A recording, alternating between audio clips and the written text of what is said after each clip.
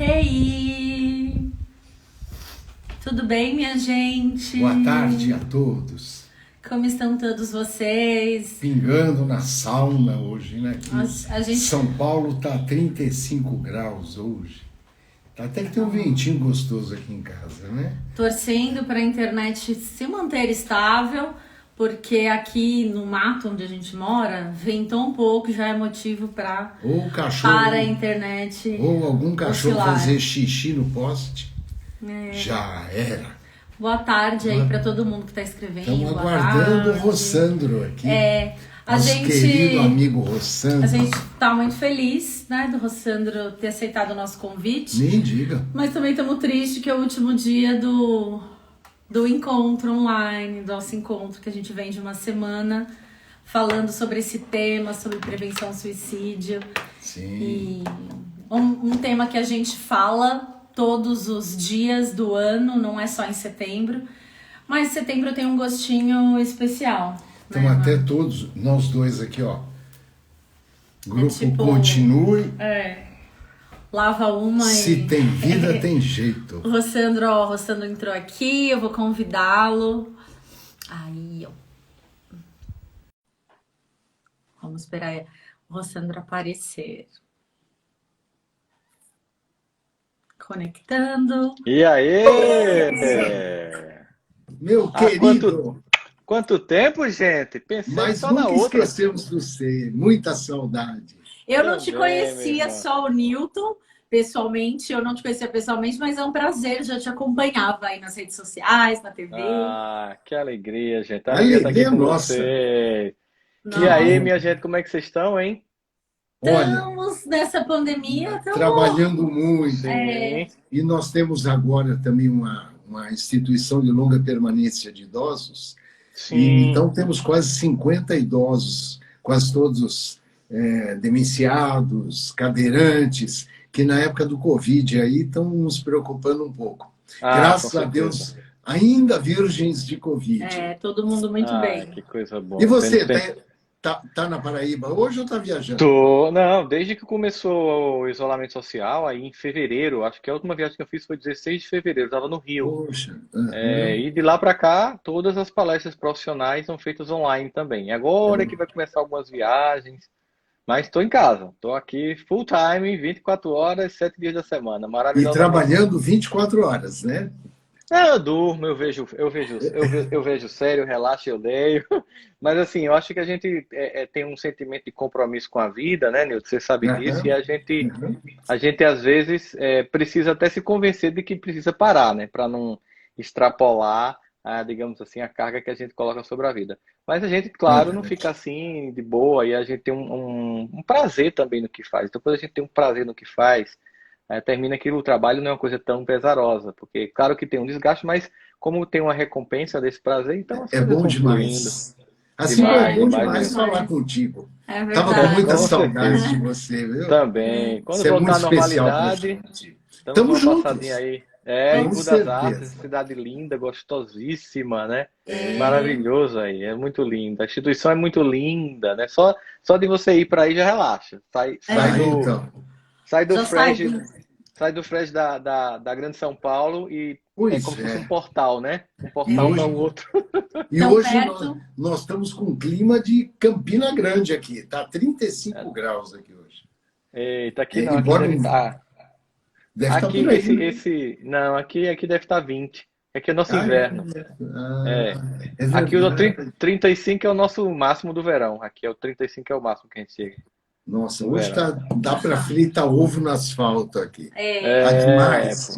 Não, imagina. Mas, Rafinha, Rossandro, de explicar. Apresenta para quem não conhece o Rossandro. Vamos lá. Ele vai completar, tá? Mas é porque o currículo do Rossandro é extenso.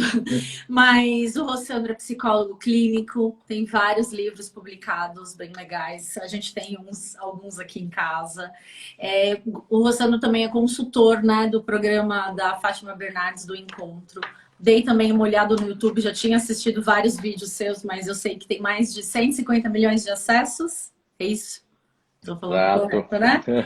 E eu vi muita coisa do Rossandro, até na Fátima Bernardes mesmo, ele falando sobre educação. Então, Rossandro, o Grupo Continue faz parte do projeto Em Frente, que é uma ONG, né, no qual o Newton e eu, né, presidente e vice-presidente, ele é um dos projetos sociais. E o Grupo Continue, ele acolhe pessoas em sofrimento emocional. Né? Seja com algum diagnóstico de transtorno mental, na prevenção, sobreviventes enlutados, tentantes, de várias outras doenças. A gente diz que acolher, amparar, acolher, amar e levar informação pode salvar vidas. Com certeza. Eu sou sobrevivente de suicídio tentante, né? Então, minha família, eu e o Newton, né, comigo, ele já passou por isso também. Então, a gente leva muito essa bandeira do falar é a melhor solução, né? Sempre para abrir espaços. E os números do suicídio, eles são muito altos, principalmente numa faixa etária aí dos 15, 29 anos. Os jovens têm, esse número tem aumentado por diversos fatores. E a gente tem uma creche também, com 100 crianças em período integral de 0 a 3 anos. E nós acreditamos muito na educação, né? No quanto isso tem o poder de prevenir e de mudar.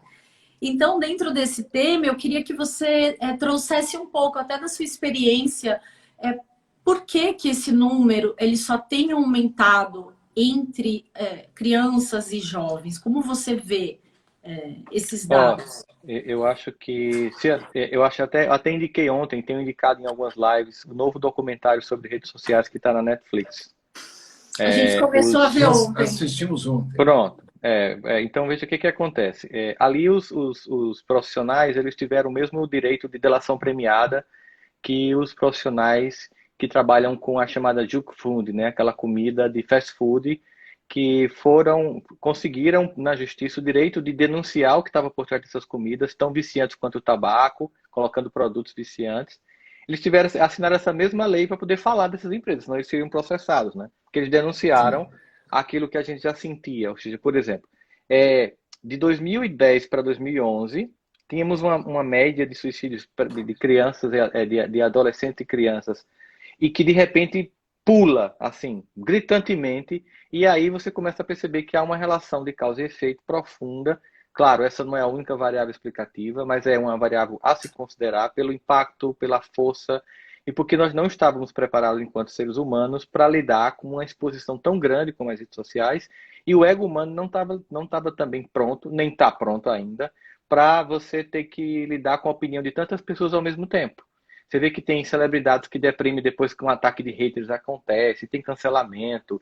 E aí as pessoas. Aí você imagina um adolescente e um pré-adolescente muito mais frágil na formatação da sua personalidade, na construção de sua identidade, tendo aquela necessidade de ser importante. Nós somos da geração que assistiu Namorada de Aluguel na Sessão da Tarde, que é aquele adolescente que convence uma menina a fingir que é namorada dele para ele se tornar popular no colégio, né? Ou seja, mas era uma coisa tão para pouquinha gente, mesmo assim já mexia com tantas emoções. Imagina quando isso vai para milhares de pessoas. Então, assim, você não tem controle sobre essas múltiplas opiniões, você não tem maturidade para lidar com elas. Isso junta, estou colocando um fator aqui, né? Vamos para outro. Aí temos uma geração de pais que criaram na cabeça a ideia que a melhor coisa que podem fazer pelos filhos é nunca permitir que eles sofram, evitar qualquer tipo de dor, de constrangimento, nunca dizer não, sempre dizer sim, né? Eu até tenho citado, mesmo para chocar as pessoas, um amigo meu que falou que ele é médico também, Nilton, ele recebeu no consultório crianças para vacinar filhos de cirurgião. E o pai foi antes para anestesiar os 2 filhos para eles não sentirem a picada da agulha. Não é chocante eu vi? Mas assim, só para a gente ter uma ideia do que significa isso. É bem simbólico e sintomático. Isso é o seguinte, eu não estou preparando esse ser humano para lidar com as muitas e profundas dores da vida. Que nós não controlamos. A vida é feita de frustrações, né? Exatamente. Então, se eu não crio condições de suportar a frustração, né? Se eu acho que é a melhor coisa que eu posso fazer, e quem faz isso não é porque é ruim, porque é perverso, é acreditando que é o melhor, que ninguém está julgando ninguém. Mas boa intenção não é suficiente para educar uma alma humana. Precisa mais do que boa intenção, precisa de efetividade. É preciso que haja resultados e que aquela criança, como adulto no futuro, pré-adolescente e adolescente nas fases da vida, ela possa desenvolver da melhor forma possível. Aí eu tenho aqui, junto com isso, uma explosão dessa nova onda das redes sociais, de tudo que se impacta no psiquismo, no ego, na comparação, na destruição da autoestima, na comparação de autoimagem, na exacerbação do narcisismo. Aí a gente ainda tem uma sociedade inteira em crise, porque como tudo virou mentira, como todo mundo quer dizer que o outro mente, então a verdade meio que se esfacela, ninguém sabe quem tem a verdade se esfacela, se perde o norte. E temos uma outra questão também, que é a falta de conexão com o sagrado em muitas famílias, que os filhos, não quero ir para a igreja, não quero ir para a escola dominical, não quero ir para a escola sabatina, não quero ir para a evangelização infantil, não quero ir para o catecismo. Meus pais, tá bom, beleza, fica, sabe, contemporaneizando, não desenvolve essa intimidade com o sagrado, com Deus. Então, assim, eu estou citando só 3 elementos que, por si só, cada um deles, por si só, já gerariam profundos impactos negativos na personalidade, mas eles estão somados em muitas educações de crianças e adolescentes, fora outras tantas coisas que a gente poderia passar aqui a tarde inteira elencando. Mas isso por si só já mostra o quanto é impactante essa falta de entrega de competências. Eu até costumo dizer que é como se nós baixássemos aplicativos nas crianças, né? Se eu não baixo os aplicativos corretos, elas não vão poder rodar nos sistemas aquilo que aquele aplicativo dá conta. O aplicativo de suporte e frustração, o aplicativo de tenha paciência porque sonhos não se realizados do dia para a noite, ou seja, capacidade de suportar a ansiedade e esperar no tempo das coisas. O aplicativo da empatia, ou seja, tenha compaixão pelo outro, não queira agredir o outro, da justiça, da ética, da dignidade, do respeito, né? Então, se você não baixa esses aplicativos, a primeira marolinha, não é tsunami da vida, não. A primeira marolinha da vida, Acabou. o indivíduo, Afogou, a dor maior do mundo, ele quer matar-se. Assim, eu também já passei por isso, tem vídeo meu na internet dando depoimento sobre isso, né? E o que foi que fez com que eu resistisse? O que foi que fez com que vocês resistissem? Certamente, na hora do pensamento, que vem com muita força, e é uma questão de segundos para que aquilo vire se execute aquilo ali, junto com esse pensamento vem um conjunto de âncoras emocionais. Que a gente faz assim no precipício, olha, faz assim, e aí volta, porque aquelas âncoras puxam você, que aí, por exemplo, como é que vai ficar minha mãe? Mas não é bem isso, eu tenho que ter paciência, meu Deus, não é bem assim, lá do outro lado só vai ser pior. Então você tem um conjunto de... Esses aplicativos, eles lhe seguraram do precipício. E seguram porque a gente vive num fio da navalha, né? Eu digo que a gente passa essa existência sapateando no precipício. É o tempo todo. É o tempo todo. É o tempo né? todo. É o tempo todo. O tempo todo. E agora me conta uma coisa: como educar pais e educadores para educar crianças num mundo tão diferente do que eles tiveram? E outra, isso não é falado. Né? A criança ou adolescente, ele não escuta isso na escola, mas ele tem essa dor e acesso ao telefone o tempo todo. Então não existe essa fala. No documentário mesmo mostra. Diminui as relações pessoais. Sim. Até criança, adolescente, o namoro, não tem, porque você conhece pessoas pela internet. Sim. É o que você falou, vê um post e você já deprime porque vira essa cobrança. Complementando só o que o Newton perguntou, como é que faz para educar? Tem jeito? Tem sim. A esperança me norteia, né? A esperança me norteia. Nossa, porque assim, primeiro, inclusive se vocês não tivessem esperança e fé na humanidade, vocês não faziam o que vocês fazem. Né? Então, assim, é essa fé, essa esperança que faz com que vocês não sejam só um agente do discurso de um mundo novo, mas sejam aqueles que constroem os tijolos de um mundo novo. Inspirado nesse fundo de parede cheio de tijolinhos que estão atrás de vocês aí. Então, vocês fazem parte de um desses tijolinhos da argamassa desse mundo novo, e a esperança, o amor, são essa cola que faz esses tijolos crescerem esse muro do novo tempo. O que acontece, Newton e Rafaela? O que a gente percebe? Primeiro, as escolas, por exemplo, que vivem recebendo por terceirização essa tarefa dos pais, né?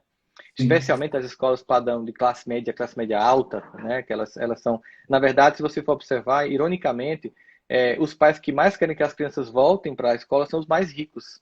Né? Os de classe média baixa, não quero que meu filho volte ainda, não tem controle ainda, eu quero que ele fique em casa. Né? Os que mais têm estrutura para manter o filho em casa querem que os filhos voltem para a escola. Isso é irônico. Né? Talvez aí, claro, porque não sabem lidar com eles, né, perderam o prumo dessa educação, ou porque também pensam muito mas é um ano, tem que estudar, e papapá, e o Enem, a competição, aquela visão muito mais de entrega de conhecimento do que de comportamentos.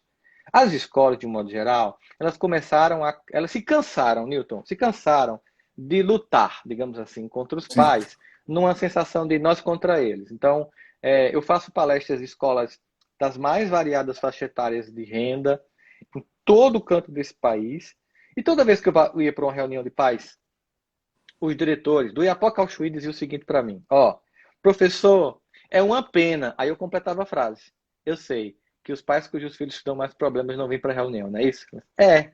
Ou seja, a gente chove no molhado, a gente faz uma reunião para pais, para os pais que já cumprem seu papel, e os que não cumprem não vão. Então as escolas começaram a perceber isso e começaram então a, inclusive baseado no que foi produzido pelo CACEL, pela nova BNCC, entender que há uma necessidade de colaborar, não é substituir a família, mas colaborar no desenvolvimento de inteligências emocionais. Então os conteúdos emocionais começaram a ir para a escola. É um passo importante, é uma necessidade, mas é também uma necessidade de entender que não adianta levar isso só para a criança, porque assim, se a criança aprende aquilo, mas em casa o pai desconstrói, não vai funcionar. E aí começou-se a perceber, também tem que chegar aos pais, depois começou a perceber, mas também tem os professores, porque os professores também são seres humanos, também são pais, também vivem essa experiência de serem pessoas, muitas, nascidas no século XX, com educação que ainda era do século XIX, educando crianças do século XXI. Então, isso aí por si só já dá um conflito. um conjunto de teses de pedagogia aí pra caramba, que é o que tem sido feito. Então aí o que acontece? Isso não significa dizer que é inviável para mim. O fato, por exemplo, eu não ser da geração que nasceu no mundo touchscreen, mas eu já uso isso, eu não aprendi a usar isso. Então, assim, é preciso, sabe o que também a gente olhar? É preciso as pessoas deixarem de ter, eu vou usar uma palavra bem forte aqui, preguiça, gente, de educar, né? É preguiça de educar, incompetência de educar. E quando junta as duas coisas, o desastre está feito. Porque, obviamente, uma criança, ela precisa do apoio dos pais para formatar sua identidade, dirigir suas experiências e acompanhar nos primeiros passos as quedas iniciais com amor e pedagogia do amor, né? Por exemplo, se uma criança vai atravessar a Avenida Paulista, né, num dia de rush, assim, final de expediente de uma sexta-feira, todo mundo, né, louco para chegar em casa rápido ou ir para balada, a avenida lotada, está com uma criança saindo de um daquelas muitos shoppings ali da Avenida Paulista. Aí a criança olha aquele carro para lá e para cá. Se você pegar a mão dela, né, o que acontece? Ela se preocupa mais? Não. Ela sabe que você vai ultrapassar na hora certa, com a velocidade certa, obedecendo às leis de trânsito, na faixa, quando o sinal fechar, e ainda observar se alguma pessoa que está no carro ou na moto vai desrespeitar tudo isso para desviar da incompetência do outro. É mais ou menos isso que um pai e uma mãe fazem ao atravessar um filho numa avenida, não é isso? Agora me diga uma coisa, quantas avenidas a existência tem ainda? Será que, por exemplo, a highway da internet, né, não é uma avenida inteira para você estar atravessando com seus filhos? Para entender que eles estarem o tempo... vou dar um exemplo para você, Nilton. Eu estava no aeroporto, e é claro, sempre que eu falo esses exemplos, eu mudo muitos dados, mesmo não sendo caso de paciente, não precisaria mudar, mas eu mudo os dados e não falo de detalhes para não identificar a pessoa. Estava no aeroporto quando uma mãe chega para mim e diz assim: estou muito triste, eu vejo seus vídeos, perdi meu filho, 16 anos, ele se matou. E claro, né, esperando lá o voo, e tinha tempo ainda na conexão, fiquei conversando com ela, perguntei se ela tinha visto algum sinal. Ela disse: não vi nada. Aí eu falei: a senhora, por exemplo, olhou o celular dele para ver se tinha alguma coisa? Não, mas eu não mexi o celular dele, era a privacidade dele. Aí eu, a senhora olhou no quarto dele se tinha algum sinal? Não, mas o quarto dele, eu não vou invadir o quarto do meu filho, é a privacidade do meu filho. Aí eu pensei assim, ela não viu todas as minhas palestras, ela viu só algumas, porque uma das coisas que eu mais falo é que para privacidade é uma conquista, né? E também outra coisa, ela é uma conquista e, sobretudo, tem quem paga pelas contas, né? Então, privacidade você vai ter com o tempo, né? E aí eu pedi para ela fazer uma coisa. Eu disse: eu queria que eu vou deixar aqui meu e-mail para a senhora. Queria que a senhora fizesse o seguinte: a senhora tem mais filhos? Tenho 2. Queria que a senhora, quando voltasse para casa, eu imagino que o quarto ainda está lá montado sem mexer uma peça nela. Exatamente. A senhora não entrou mais? Não. A senhora vai precisar entrar nesse quarto. A senhora vai precisar vasculhar essas gavetas. Eu quero que a senhora pegue o celular dele, peça a seus outros filhos a senha, acesse o WhatsApp, acesse as redes sociais. Eu quero que a senhora veja o que é que ele postava. Eu quero que a senhora pergunte para os seus outros filhos o que é que ele gostava de ver na Netflix, por exemplo. Que séries ele gostava. E que personagem dessas séries ele se mais identificava. E a senhora depois manda um e-mail para mim, tá? Beleza. Vou vir, eu tenho que ir. Ela ficou. Uns 3 dias depois, ela botou assim: eu não sei qual era o seu objetivo, mas se ela me deixar mais infeliz do que eu estou, você conseguiu. Porque ao investigar o quarto do meu filho, as postagens na internet, o que ele via na minissérie, eu Ele percebi que há esperava. mais de 2 anos havia sinais de que isso ia acontecer e eu não enxerguei. Se você queria me deixar além de lutada culpada, você conseguiu. Era isso? Aí eu fiz sim, não, né? Aí ela disse, por quê? Porque o meu objetivo era de fato fazer a senhora perceber que a senhora tem uma responsabilidade de cuidar dos seus filhos, Sim, mas é muito mais preocupado com os que estão ainda com a senhora do que com esse. sim. Porque esse agora é só oração, prece, rezar por ele. Mas esses dois é fazer o que a senhora não fez com esse primeiro. É observar, é olhar. Mas veja só, o que está acontecendo? Será que só são as crianças e adolescentes viciados em smartphone? Não, gente. Olha Não. só, você chega em casa, você sabe, por exemplo, você chega em casa, aí o indivíduo pergunta para o filho assim, eu até conto a história muitas vezes, eu uso essa história do ponto de vista psicológico para alguns pais entenderem. Sabe, Davi, quando vai falar o salmo, o Senhor é meu pastor, não me faltará. Ou seja, Eu aquela falei imagem isso hoje. Falou, Falei né? sobre isso hoje. É isso. Então você veja, Nilton, a pessoa, você imagina Davi, como ele constrói aquilo ali. A gente fica tentando imaginar como é que aquele homem constrói aquela música, porque os salmos são músicas e Davi compôs dos 150 salmos que tem na Bíblia, ele compôs 105. Davi foi o maior compositor de salmos da Bíblia, ou seja, nem cantor goiano de música sertaneja compôs tanto salmo quanto Davi. Se tivesse FM na época, ele estava no Billboard Top 10 em no 5 top. músicas, mais ou menos. Né? E aí imagina, ele está lá imaginando como se relacionar com Deus. Quem sou eu, primeiro? Quem é Deus, segundo? Como nós nos relacionamos, terceiro? E com essa trajetória dessa relação. E aí, claro, ele não tinha elementos teológicos para poder fazer uma exacerbação filosófica e pensar como os gregos já haviam pensado, algumas questões como o mito da caverna de Platão, nada disso. Ele simplesmente parte do seu mundo rural e, metaforicamente, a partir desse mundo rural, ele faz certas ilações sobre Deus, sobre ele, essa relação. Então, ele começou a imaginar que diariamente ele saía, né, para o campo para levar suas ovelhas que ficavam num lugar que não tinha muita pastagem nem água, andava muito com elas até encontrar pastos verdejantes, para que elas se refestelassem e pastassem.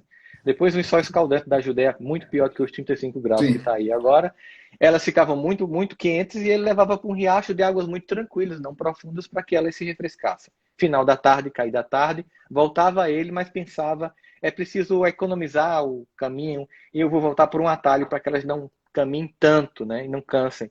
E atalho sempre a gente sabe é complicado, porque é um lugar ermo, com pouca movimentação, mais esquisito e mais suscetível ao crime, que é o que acontecia, porque ele voltava pela idade dele, um jovem intempestivo Davi, por um lugar que era muito sombreado, porque era uma montanha próxima uma da outra, formando um vale, e os assaltantes esperavam que alguém desavisado passasse com alguma coisa, com alguma posse lá, para roubar o que a pessoa tinha, e para não deixar a prova do crime, empurrava o indivíduo no vale e a pessoa morria na queda. Por isso que ficou conhecido, na época, como se tivesse, por exemplo, programas policiais na época lá, ia ter um anúncio assim, mais um crime no Vale da Sombra e da Morte, né? Ia ter mais ou menos isso lá. E aí ele passa, né? Olha só, ele passa pelo lugar. E ele tem uma vara e um cajado, porque um pastor tem que ficar em pé o tempo inteiro, para não perder o contato visual com suas ovelhas, e com a vara para poder direcionar o caminho, né? E muitas vezes, quando elas partem para o precipício, usa o cajado e a vara para não deixar espaço de queda, trazer de volta para a vida e evitar a queda no precipício. É a Traz âncora. isso para a família. Ou seja, quando seu filho chega em casa, se você tiver no smartphone assim, bem assim, ó. E aí, como é que foi na escola hoje? O que é que você vai ouvir do filho? Normal. E tá. Aí fica aqui, ó, ignorando completamente. Aí você não percebe. Por exemplo, demorou mais no quarto que o costume, né? Comeu mais rápido. Tá de cabeça baixa. Não me encarou no olhar. Porque o que nossos pais faziam era ler sinais, né? Porque eu digo que vocês também são da minha geração, fomos educados na geração Bluetooth. Eu Nossos sou pais dos olhavam. seus pais. Não, Eu já é sou da não. tua. Não, Nilton. Então, assim, a geração Bluetooth, ou seja, você olha e já transmite informações, ou capta informações, né? A mãe olhava Uhum. assim, e o que é que você tem? Aí você, Uhum. nada, não, tem alguma coisa. E você não dizia, insistia, Sim. ela dizia, é isso. É Aí você isso, fazia, é. meu Deus do céu, tô doido aqui para esconder, né? Mas como é que pais sequestrados também por tecnologias que não encaram, que não olham, que não observam, sabendo agora nós todos que todos esses programas, esses smartphones, esses aplicativos, eles são feitos para deixar e gerar severa dependência psíquica. Como alguém que Sim. não observa, como alguém que não olha, vai ver sinais de uma tragédia. E aí, quando acontece, ninguém comemora, muito pelo contrário, se entristece, porque cada uma criança, ou cada ser humano que desiste, é uma tristeza para o nosso projeto de raça humana, impacta os mais de 7 bilhões que estão aqui, fazendo tudo para manter a vida, né? É como se fosse uma derrota coletiva, cada derrota pessoal. É também na cota da derrota coletiva da humanidade. Eu olho para esse lugar e penso assim, poxa vida, eu preciso me responsabilizar. Está faltando responsabilidade sobre os nossos. Está faltando cuidarmos uns dos outros. É esse lugar do cuidado, desse encontro que a gente tem que ter, que se perdeu. Então nós estamos desconectados. Aí vem a vida e faz o seguinte: tá todo mundo exteriorizado, aí tudo para casa. É como se fosse, é como se fosse o pai. Tá tudo de castigo. Vamos todos para casa agora. Vocês estão só vivendo na balada, só quer saber de qual é o próximo happy hour, qual é o próximo shopping, não sei o quê. Vão tudo para casa. Os mais insistentes continuam na internet comprando, Sim. né? Torcendo para que abra tudo. Mas aquelas pessoas que entenderam esse chamado, fizeram, opa, alguma coisa aí eu tenho que aprender com tudo isso. E muitas famílias se reencontraram. Muitas famílias se encontraram pela primeira vez, Encontraram isso. né? É Algumas se verdade. reencontraram, outras se encontraram. Eu vi depoimentos, Sim. por exemplo, no início do repórter lá no condomínio, as pessoas cantando parabéns para uma criança lá e uma senhora e um adolescente de 14 anos. E aí, como é que vocês estão? Aí a mãe fez assim: eu encontrei meu filho, a gente mal conversava, eu chegava, ia para o meu quarto, ia para o dele, a gente tomava café, era uma coisa muito rápida. Hoje a gente conversa, a gente senta. Vamos perceber, nós não podemos abrir mão disso. E quem não conquistou, vá atrás. Porque o que conta mesmo são relacionamentos. São nossas conexões. É esse papinho no café, assim, despreocupado no final da tarde, por exemplo, de um sábado como hoje. Pegar aquela fatiazinha de bolo, botar as pernas na outra cadeira da Acabei de cozinha. comer, pegar Não um. é isso? Assim que Ó, a terminar é o gente meu. estava te esperando aqui. Ó. Eu esperei para depois, né? Vocês comeram antes, eu vou comer depois, né? Tô aqui só na água. Então, assim, é sentar, conversar como é que foi, né? Hoje, por exemplo, é o aniversário da avó da minha esposa. 93 anos. Olha que coisa. Lúcida. Mas de uma lucidez impressionante, né? É, e essa história de você, nós vamos comemorar, claro que a gente não vai lá, ninguém vai fazer uma festa, mas as manifestações do grupo da família, falando da força, da fé, da entrega, da timoneira que ela é. Então, isso não tem preço, sabe? É este o lugar que a gente quer estar. São essas conexões. Mais do que nunca, nós percebemos que nós nos ancoramos nos corações uns dos outros. Nós encontramos abrigo nos corações uns dos outros. Mas se esses corações estão fechados, e o nosso também, para esse encontro, nós ficamos à deriva. E à deriva, qualquer onda derruba um barco, né? Então é Sim, preciso essa condição emocional de estarmos conectados uns aos outros. Então, sim, tem esperança, voltando à pergunta, tem esperança de acordar esses pais, de acordar essas famílias para o dever que elas têm, o compromisso que elas têm uns com os outros, que nenhuma dessas exacerbações de consumo vão compensar a dor da perda de alguém que a gente ama. É preciso voltar para o mais simples, para aquilo que é mais necessário, e muitos de nós podemos perceber isso, como a gente vive com supérfluos, não somente de coisas, mas supérfluo de tempo que a gente perde com coisas que não têm sentido, e aí voltar para esse lugar sagrado, que é esse coração aconchegante do lar, é a ancoragem perfeita para suportar, digamos, todas as tempestades da existência, garantindo que não iremos naufragar, mas chegaremos do outro lado do mar, na praia da existência, comemorando a jornada. que maravilha. Eu costumo falar muito aqui na instituição e em casa que o coqueiro não nasce no meio da sala Nossa, eu do ia falar nada, né? isso.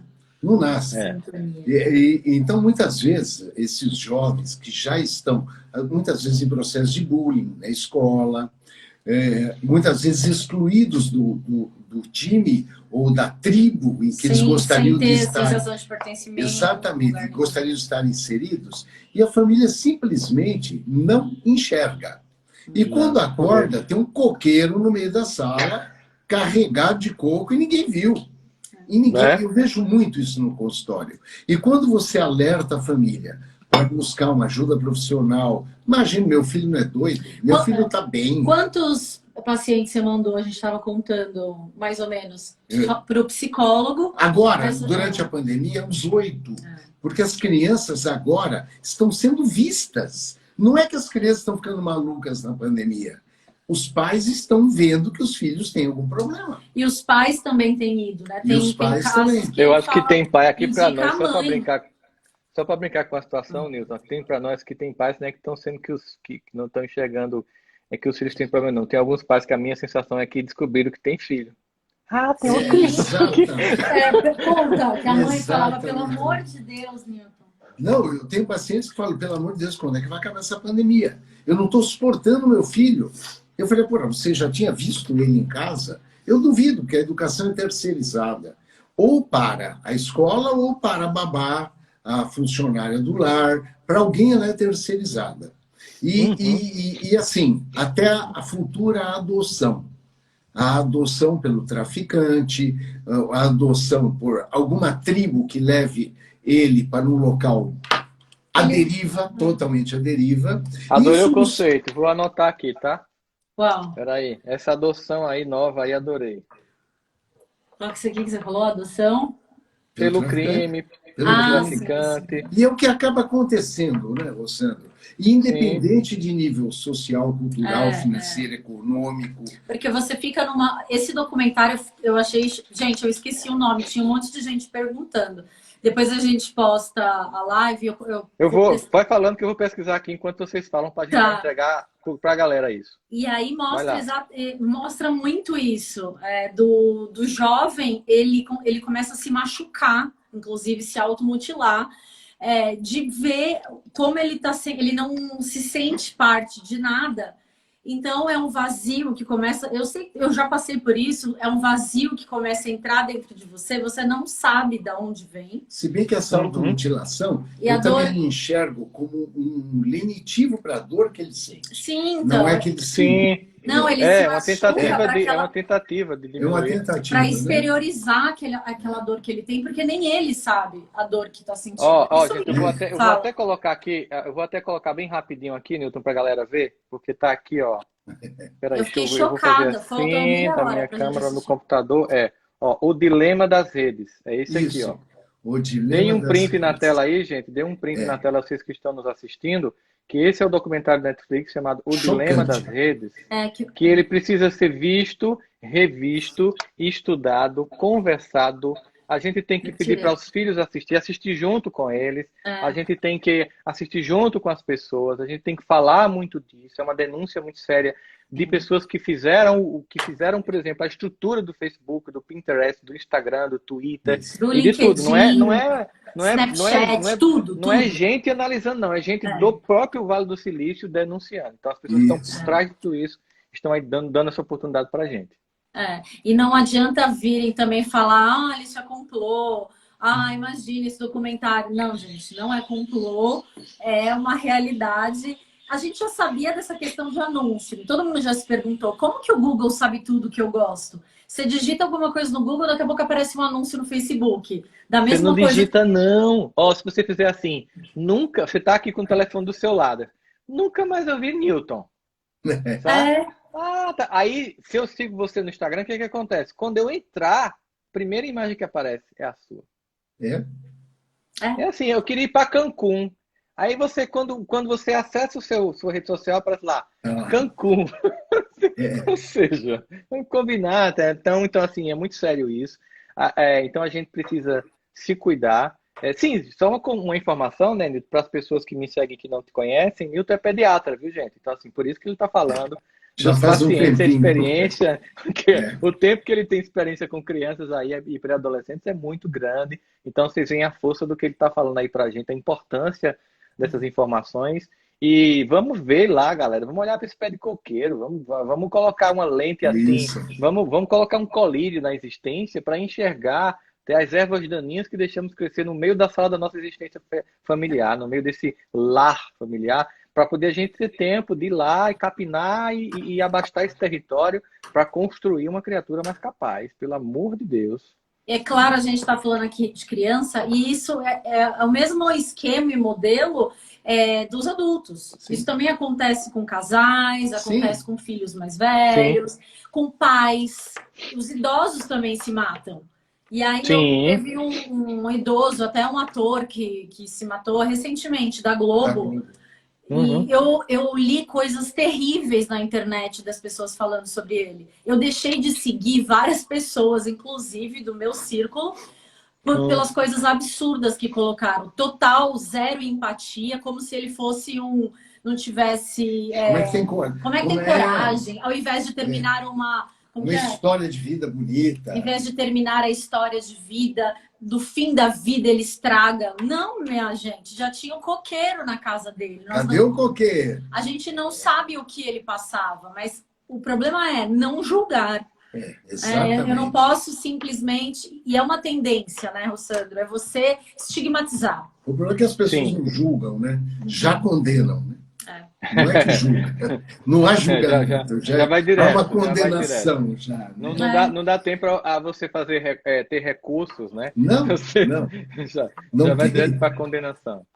E aí essa condenação, essa execração pública hoje, acho que você imagina a cena da mulher adulta na rede social hoje, né? Nossa. Meu Deus. Imagina assim, milhões e milhões de pessoas querem jogar uma pedra, né? Assim, e são pedras que, às vezes, elas têm um grau de letalidade dentro do coração maior do que uma agressão física, né?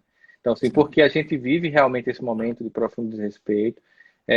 Além dessa denúncia sobre os controles, a gente vê no documentário toda a denúncia sobre o jogo de divisionismo político em todos os países do mundo, ou seja, uma ameaça real à democracia, ao Estado de Direito, ao Estado civilizatório. Então, assim, há também por trás algo muito perigoso que demanda, de fato, uma atitude de controle social sobre o que está acontecendo nas redes sociais, nas empresas, que dizem que vão controlar, elas não vão controlar coisa nenhuma, que elas ganham com isso, né? Ganham com todo esse estado de coisas. E também fica claro que os caras que criaram isso nem imaginavam o poder que isso ia ter. É como se tivesse aberto uma caixa de Pandora, e a gente vai ter que fechar essa danada, porque senão vai continuar saindo um bicho atrás do outro de lá, né? E não sei nem se dá para fechar, né? Agora. Conseguimos. É preciso controle, é preciso legislação. Eu, por exemplo, vejo que eu acredito que a Europa vai sair na frente legislando sobre isso, porque os Estados Unidos não têm tanto interesse porque essas empresas são de lá, né? A China e a Rússia, porque são países cuja democracia ainda não existe e usam isso em favor disso, da manutenção desse poder. Então a Europa, ela vai legislar sobre isso e ela vai inspirar o mundo para que a gente faça legislações semelhantes, de controle, sabe?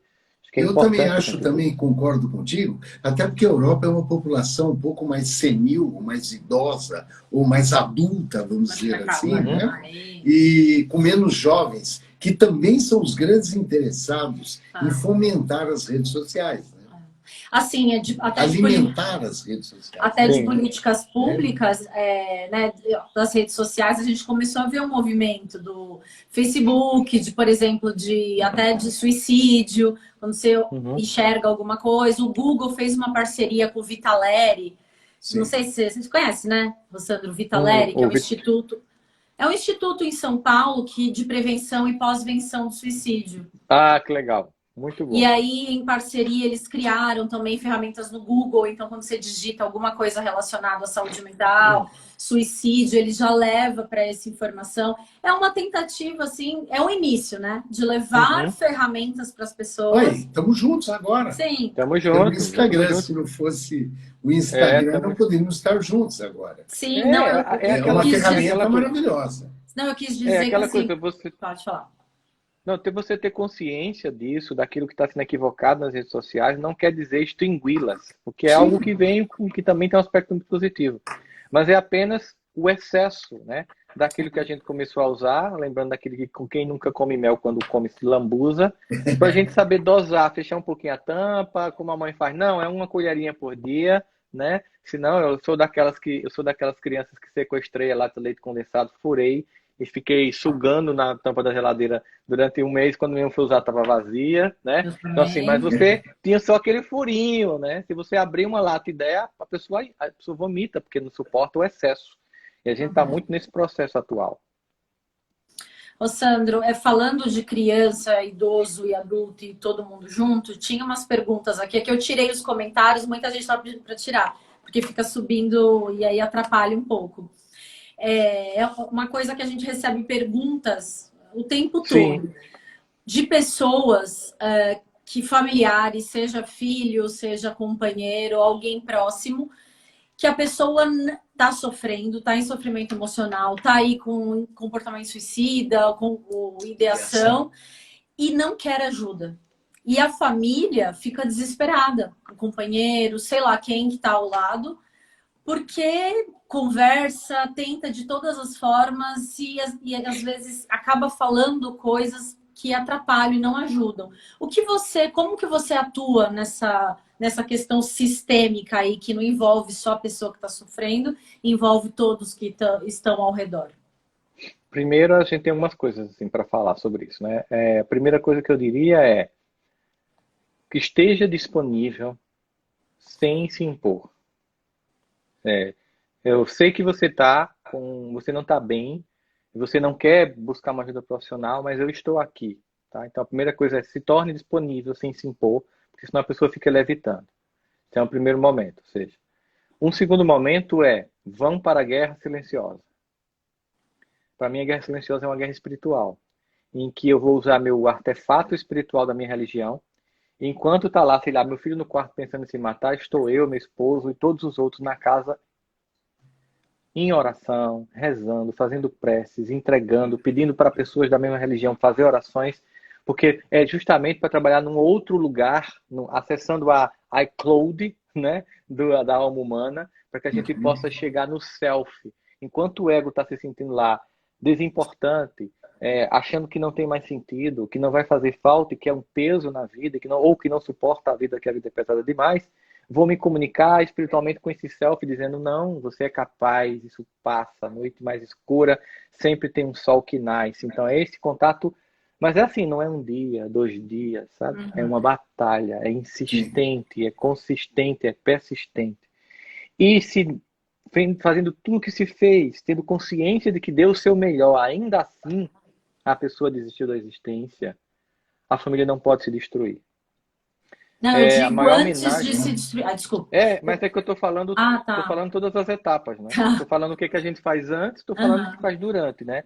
Porque a gente também tem que falar para as pessoas que não claro. conseguiram, porque elas se Sim, sentem culpadas, destruídas, um suicida impacta a vida de umas 7 pessoas. E gerações, eu já atendi pessoas que foram para o consultório por causa da morte de um avô, que foi no efeito dominó, sabe, destruindo as vidas de todos que vieram depois. Então, assim, nós também temos que cuidar dos que ficam, porque também ficam completamente abalados. É da como se fosse pós-venção. uma bomba nuclear que tem a morte da hora e a morte que vem depois. Porque tem pais que ficam, mas ficam feitos zumbis, mortos. Mortos de culpa, mortos porque não viram a tal do coqueiro. Aí não é mais a hora mais de fazer isso, sabe? A grande homenagem que podemos fazer, claro, é sentir a dor, a saudade, mas é viver com intensidade aquilo que aquela outra pessoa não conseguiu, a vida. Né? Então é isso que a gente precisa ver, é a homenagem que a gente faz. E na compreensão que cada um tem, né? Alguns acham que é uma condenação eterna, outros acham que não, que vai ter outra oportunidade. Eu estou nesse grupo dos que acham que a gente jamais será abandonado e que a misericórdia nos alcança em qualquer circunstância. Então, assim, é simplesmente entender que nós temos, além dos recursos psicoterapêuticos, que são importantíssimos e que ajudam, inclusive medicamentosos, enfim, mas quando a pessoa se recusa, né, é porque a gente deixa para chamar Deus no final, quando era para chamar no começo. Então a gente tem que chamar no começo, durante e depois, né? Sim. Então a gente tem que trazer para lá. E aí assim, quando essa criança sai de casa, esse adolescente ou esse parente, no momento que ele sai de casa, vai lá no quarto e faz essa oração dentro do quarto, em voz alta. Faz como uma campanha, fazer uma campanha, sabe, uma campanha sabe quando você tem uma fortaleza lá, aí fica um exército do outro lado cercando até derrubar aquele reino. Pronto, vamos imaginar que um reino de pensamentos disfuncionais está no quarto do seu filho, do seu marido, da sua tia, da sua avó, e você vai, quando ela saiu, foi no banheiro, aí você vai lá e energia, aplica passe, reiki, o que você acreditar, faz uma oração, impõe, Derrama amor, bota uma como música. diz os evangélicos, impõe, Buda, libera a bota palavra, bota louvor, ou seja, usa toda a tua força espiritual para manifestar que o amor é muito mais forte do que o sentimento de desespero e de dor. Que aí tem uma força muito grande. É o que a gente chama... É o que a gente fala, de cuidar do corpo, da mente e da alma. Na realidade, ciência e religião estão sempre juntas, né? Nós é que afastamos. Assim como a razão e a fé fazem parte do mesmo processo. É a gente que tenta separar as coisas. E não tem vergonha de dizer, né, que a espiritualidade e a religiosidade são importantes em cada ato nosso na vida, né? Reconhecer humildemente a nossa pequenez diante do todo, né? Isso que você falou, eu acho bárbaro. Até porque hoje vem a física quântica e consegue provar que tudo isso que você disse é realidade. Está conectado. Porque nós criamos a nossa realidade num mundo de possibilidades infinitas. Sim. Nós somos responsáveis por tudo que nos acontece e pela melhora pela psicosfera que nós criamos. Não é verdade? Com certeza, com certeza. E quando... eu entendi dessa forma, tá? E quando, respondendo algumas perguntas aí que fizeram em relação ao que fazer, acho que o que o Rossandro quis dizer você já conversou e não deu, você já levou no médico, a pessoa está com resistência, use todo o amor, tudo que a gente tiver. Eu sempre falo para a Rafa, o amor cura tudo. Quando a gente cura tudo. Quando a gente começou esse projeto, eu sou jornalista, o Sandro, e estou estudando psicologia agora. Massa. E aí, quando esse projeto começou, continue uma tatuagem que eu tenho no ombro com ponto e vírgula. Para quem já quis colocar um ponto final na sua história, colocou um ponto e vírgula e conseguiu continuar. E eu falava, mas Newton, o que eu vou ensinar para as pessoas? Eu vou ensinar o que não ser. Eu não tenho nada para ensinar. Eu queria morrer para ser outra pessoa. E aí ele sempre me disse isso, que para salvar vidas e ajudar, não necessariamente... Tem que ser da área de saúde. Da área da saúde. Eu tinha que ter amor. E nem religião, porque até hoje eu não sou uma pessoa religiosa. Eu me defino como espiritualista, eu gosto de tudo um pouco. E é isso, é o amor, né? O amor que pode ser de várias formas, de várias religiões, várias crenças, mas que no fundo ele quer dizer a mesma coisa. E isso tem um poder curativo, assim, do tamanho do mundo, né? Eu concordo com ela e com você em tudo que vocês disseram. E para a gente que é da área de saúde, a gente vê o quanto nós somos tão frágeis diante de tudo que pode nos acontecer, do que nos acontece. A nossa resiliência, muitas vezes, não dá conta. Não dá conta. Às vezes nós nos sentimos muito fortes, mas não estamos com essa bola toda. Eu acho que o importante é ter humildade. Tem que reconhecer isso. E para reconhecer também... Que precisa de ajuda. Que precisamos dos outros. Ninguém está só. Nós temos necessidade de agregar. O ser humano é gregário. Sim. Por isso que esta pandemia está tão ruim para todo mundo. E o brasileiro, como todos os latinos, né, são do toque, porque o toque é terapêutico. Uhum. O abraço demais. Terapêutico. Demais. Não vejo a hora. Eu continuo beijoqueiro. Eu não, mesmo na pandemia, não tem jeito, Rosana. Eu preciso de bochecha de neném para apertar e beijar as pessoas. Não tem jeito. Não é, Rafa? Mas não pode, né? Eu tomo bronco o dia inteiro da Rafa. Para, amor. Para, amor. Dá bronca, eu também tenho vontade. Vai expor as vozes, principalmente. Mas o amor não cura tudo? De massa, eu tô dando um beijinho. Amor cura tudo. Ele vai contra. Fica aí acumulando, Nilson. Fica acumulando. Tô acumulando os abraços. Eu tô brincando, gente. Isolamento social. Tô brincando. O pai dele não sai para lugar nenhum. Meu pai também está com 93 anos e está recluso em casa, obedecendo ao isolamento. É o que tem que ser, né? Álcool em gel, oração, máscara, isolamento social. E olha, vou contar uma coisa. Guarde os beijos. Guarda as beijocas. Que elas vão vir no final. Então, acumulado. Eu só não posso dar de uma vez, porque senão tora a pessoa, tenho que dar incompassado. A dose vai ser grande. De dose em dose, né? Exatamente. E a gente estava aqui falando, né, de formas de ajudar, né? O Rossandro explicou muito bem.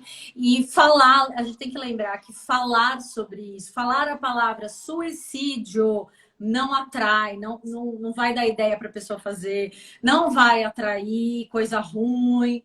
Não, quando a gente fala, eu sempre falo, quem tem informação não tem preconceito. Quando eu falo sobre um assunto abertamente, ele deixa de ser um tabu. Se as pessoas têm que fazer tratamento para o câncer, tratamento para doenças autoimunes, diabetes, sei lá o quê, por que elas não podem procurar ajuda em saúde mental?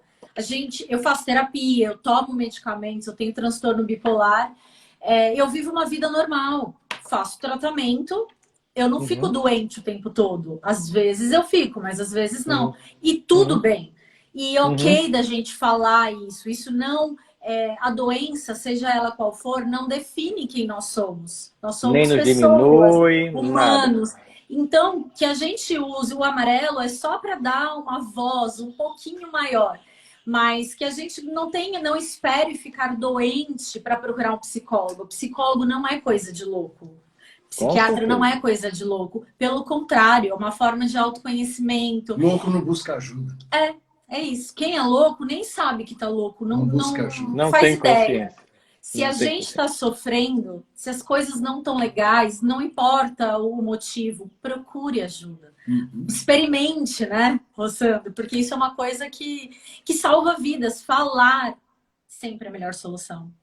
Quando você traduz a sua dor, quando você dá a ela nome, muitas vezes só em você nomear, você vê a falta de sentido que ela tem. Quando o pensamento está só dentro de você e você não compartilha com ninguém, ele ganha uma força enorme. Quando você traduz em palavras, às vezes naquele momento, só de você falar, por isso aí o CVV já cumpre um papel maravilhoso, né? Só de você ligar para alguém, pronunciar a sua dor, você faz, meu Deus, que coisa sem sentido que eu estou falando, né? Porque o pensamento vira, ele é traduzido. E se não é suficiente, alguém vai te ajudar a traduzir esse discurso. Alguém vai te ajudar a mostrar que aquilo tem lógica ou não tem lógica, tem fundamento ou não tem fundamento. E trazer para o real. E se ainda assim essa pessoa não foi suficiente, vai para um profissional treinado para isso.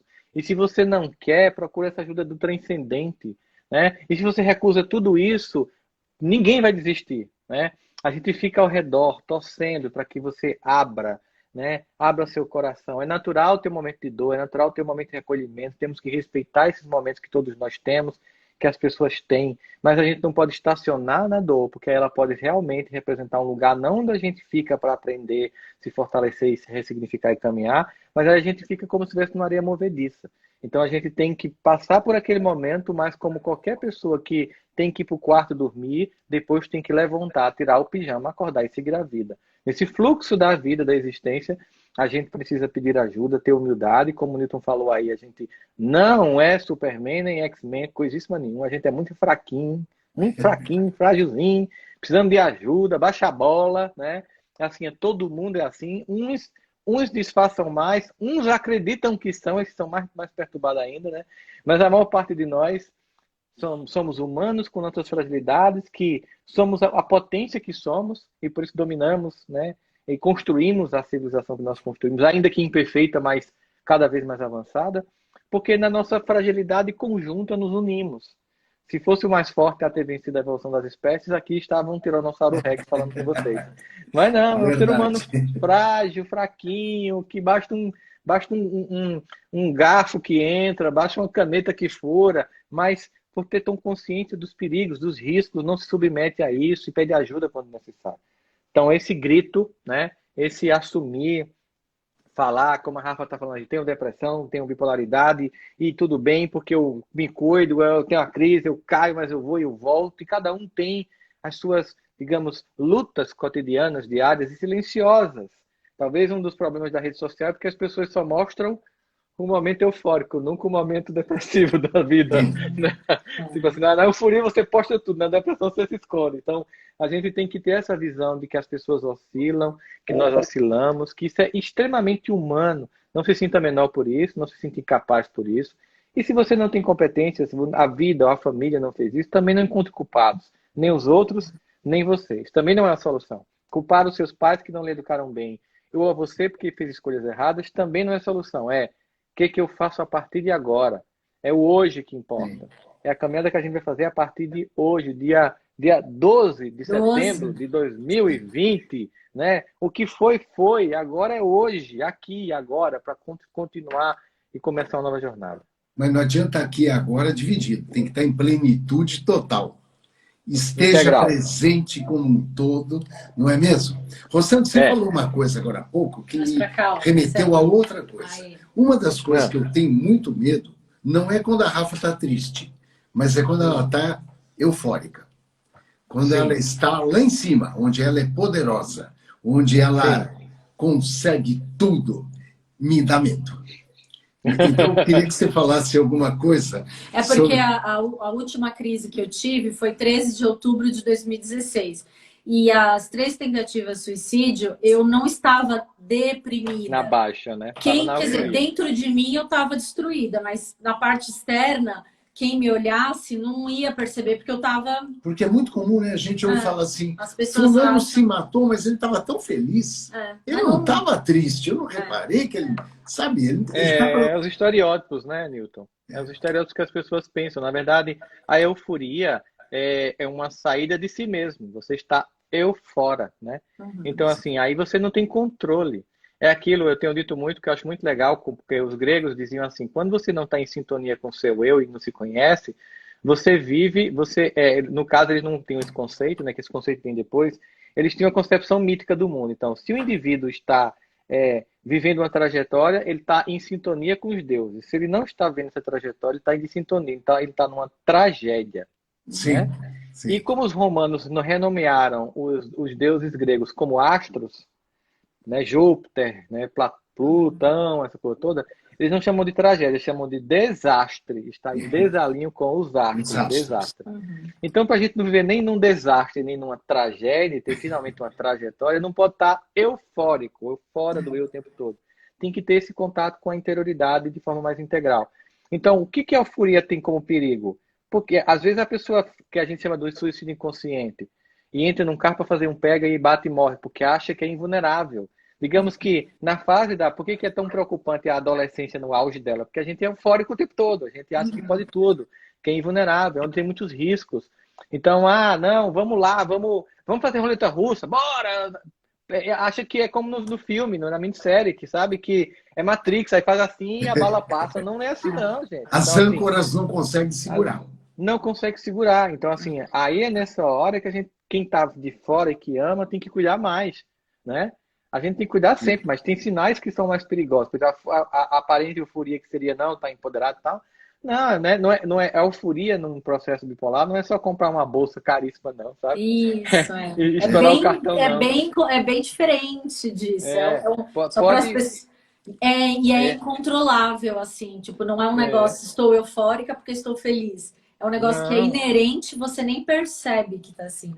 Não é uma euforia baseada. É igual a euforia de cocaína. Vê só, porque eu sempre digo, eu lembro que chegou um paciente meu que era viciado em cocaína e maconha, né?